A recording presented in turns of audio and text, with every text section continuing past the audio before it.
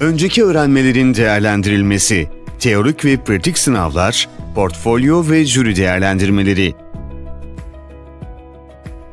Bundan önceki videolarımızda ÖÖT'nin yani önceki öğrenmelerinizin tanınmasının size ne tür avantajlar sağlayacağı ve bu tür bir belge almak için hangi aşamalardan geçmeniz gerektiği üzerinde durduk. Nihayet ÖÖT sistemiyle sertifika almaya karar verdiğinize göre artık yapmanız gerekenlere ve sınav sürecinde sizi nelerin beklediğine bir göz atalım.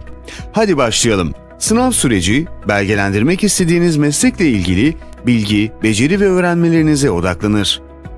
Yeteneklerinizi teorik sınav, performans sınavı, kanıtlardan oluşan portfolyo ve jüri ile yapılan bir röportajın karışımı yoluyla göstermeniz gerekebilir. Aslında değerlendirilen şey deneyimlerinizden öğrendiklerinizdir. İlk adım, fikir edinin ve başvuru yapın. Başvuru aşamasından sonra önceki öğrenmelerin tanınması yani ÖÖT sürecine dahil olacaksınız. Süreç boyunca hata yapmaktan korkmayın. ÖÖT sürecindeki uzmanlar sizi yönlendirecek ve sizi sınav ve görüşmeleri hazırlamak için yeterli zamanı verecek. Portfolyonuz için kanıt toplarken size eşlik edecekler. İkinci adım, ön tarama aşaması. Bir ÖÖT sağlayıcısına veya eğitim merkezine başvurduğunuzda ÖÖT danışmanınız tarafından ön tarama aşamasına alınacaksınız. Bu aşamada danışmanınızla birlikte şunları tartışacaksınız. ÖÖT değerlendirmesinin nedeni ve nasıl çalıştığı, becerilerinizin belge almak istediğiniz meslek standartlarına uygunluğu, portfolyonun nasıl hazırlandığı, performans sınavlarının nasıl yapıldığı, bazı ülkelerde jüri sisteminin nasıl çalıştığı, değerlendirme için kanıt toplama işleminin nasıl gerçekleştirildiği. Üçüncü adım, kanıt toplama aşaması. Bazı AB ülkelerinde aday ÖÖT sürecinde portfolyo değerlendirilmesi için kanıt toplamaya başlayacaktır. Bazı ülkelerde bu aşama atlanır ve aday doğrudan bir sınav sürecine tabi tutulur. Peki kanıt nedir? Kanıt, iş yeri değerlendiricilerinden alınan yazılı transkript, gerçekleştirilen faaliyetlerin kayıtları, danışman referansları, iş süreçlerinin görsel işitsel sunumu, önceki eğitimlere ait sertifika, katılım listesi veya referans gibi belgeler, önceki yaptığınız işlerden örnekler gibi içeriklerden oluşabilir.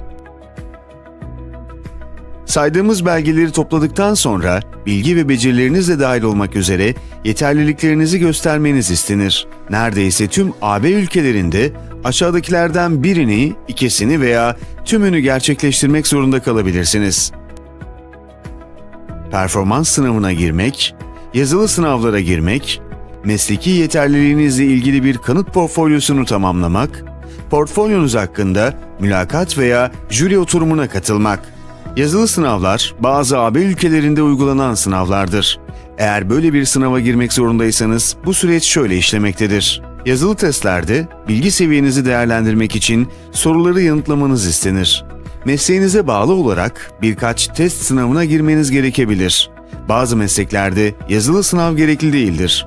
Ancak inşaat ve imalatta, iş sağlığı güvenliği, ilaç ve gıda alanında kalite standart, hassas veya hasta kişilerin bakımı gibi bazı riskli mesleklerde zorunlu yazılı sınavlar vardır. Yazılı sınav 1 saatten yarım güne kadar sürebilir. Ama çok da paniklemeyin çünkü danışmanınız sınavlar hakkında zaten sizi yeterli şekilde bilgilendirecektir. Kendinizi göstermeniz gereken performans sınavları. Resmi yazılı sınavlardan sonra performans sınavlarını gerçekleştirme zamanı gelmiştir. Performans testlerinde bir ÖÖT merkezinde veya mesleki eğitim okulunda o meslek için beklenen standartlarda belirli görevleri yapmanız istenir. Bu görev genellikle bir iş yerindeki gerçek iş görevlerine benzer. Performans sınavlarında görev sırasında değerlendiriciler tarafından gözlemlenirsiniz. Bazı ülkelerde bu işlem kamera tarafından kaydedilebilir. Bazı durumlarda ise performans sınavları bir iş yerinde yapılabilir ve orada incelenebilir. Performans sınavında nelere dikkat etmelisiniz? Performans testinde sağlık ve güvenlik için gerekli tüm önlemleri almak konusunda dikkatli olmalısınız. ÖÖT danışmanlarınızdan performans testinin kuralları ve performansınızın nasıl değerlendirileceği hakkında önceden bilgi alabilirsiniz. Bu şekilde kendinizi daha iyi ve hazır hissedersiniz. Performans sınavları aracılığıyla bir ÖÖT sürecinde belgeye giden yolla geleneksel okul eğitimi arasında iyi bir eşleşme sağlanır. ÖÖT adaylarına okul eğitimine paralel olarak performans kontrol listeleri sunulur. Adaylar, mesleki yeterlilik için belirli öğrenme çıktıları ve performans standartları ile değerlendirilir. Bu, işverenler ve halk arasında sertifikaya güven için önemlidir. Jüri oturumu veya mülakatlar.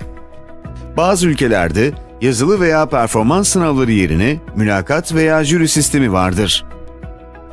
Mülakat veya jüri sisteminde mesleki yeterliliğin nitelikleriyle ilgili deneyimleriniz hakkında konuşmanız istenir.